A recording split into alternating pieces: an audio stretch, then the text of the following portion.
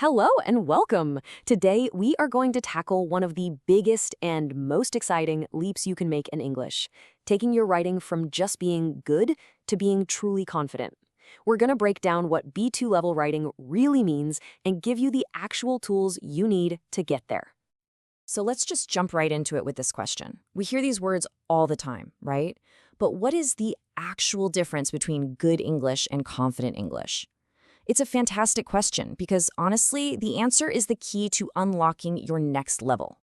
And here it is. The official term is B2 or upper intermediate, but what we're really talking about is what most people call confident English. It's that amazing tipping point where you can stand on your own 2 feet in academic and professional situations. That independence, well, that is confidence.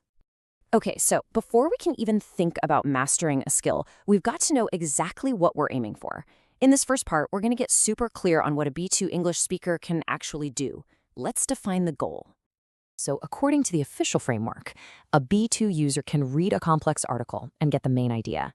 They can chat with native speakers without causing strain. The conversation just flows. And this is the big one for us today. They can write clearly and in detail about a whole range of topics, and they can explain a viewpoint, weighing the pros and cons like a champ.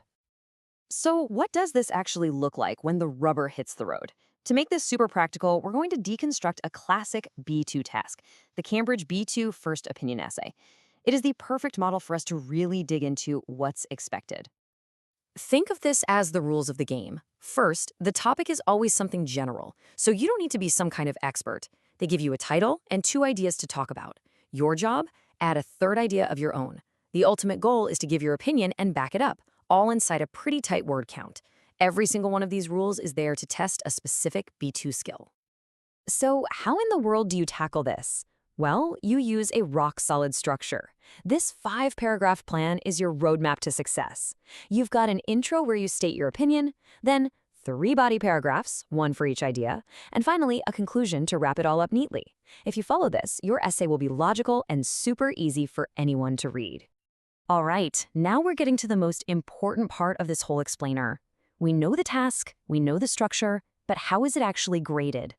Well, there are 4 official keys that examiners use, and trust me, understanding these is how you unlock a high score. The first key is content, and this one is the most straightforward of all. It's basically, did you do what you were asked to do? Did you talk about the 2 ideas they gave you, and did you add a relevant one of your own? It's all about fulfilling the basic requirements of the question. Second, we have communicative achievement. Now, this key is all about your tone and style. I mean, an essay should sound different than an email to your friend, right? It needs to be a bit more formal, a bit more academic. The question here is, are you using the right kind of language for the job?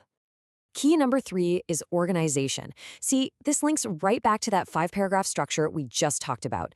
Are your ideas laid out in a way that makes sense? Are you using paragraphs correctly? And this is so important. Are you using linking words to guide your reader from one point to the next? And the final key is language. This is where your grammar and vocabulary get put under the microscope. And it's not just about being mistake-free. It's about showing off your range.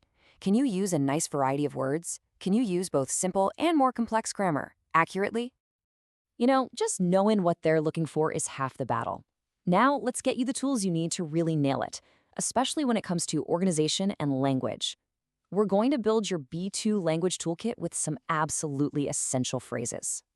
First things first, giving your opinion. Instead of just saying, I think, you can instantly level up your writing with phrases like, in my opinion, or I personally feel that. Or if you feel really strongly, I firmly believe that. It just immediately sounds more formal and perfect for an essay. Next up, connecting your ideas. If you want to add another point, use powerful words like in addition, moreover, or furthermore. And if you want to show a different side of the argument, which is a huge B2 skill, however and although are going to be your best friends. These little words are like the glue that holds your whole argument together. And finally, let's look at phrases that give your essay that clear, easy-to-follow structure. You can use firstly, secondly, finally to introduce your main points. You can signal the end with to sum up or in conclusion, and to explain why something happened, as a result, or consequently, are just so much more sophisticated than a simple so. Theory is great and all, but seeing this stuff in action is way better. So in this final section, we're going to put everything we've just learned to the test by analyzing a couple of real student essays. Okay, we're going to look at two different answers to the exact same question. Now, both students completed the task, but their final scores are worlds apart. By putting them side by side, we can see exactly what separates a MEF essay from a confident, high-scoring one. So just take a look at these scores. See that? Both students got a perfect score for content. They both answered the question. But look at the massive difference in the other three keys.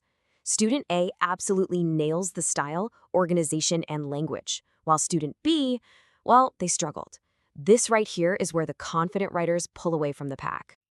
And this comment for student A shows us exactly why they did so well. The examiner's feedback points directly to our keys: well-organized, variety of linking expressions, and a range of grammar. It's like a checklist. They use the structure and the language toolkit we just went over. Now, compare that to the feedback for student B. The examiner says that the sheer number of mistakes made the essay less effective.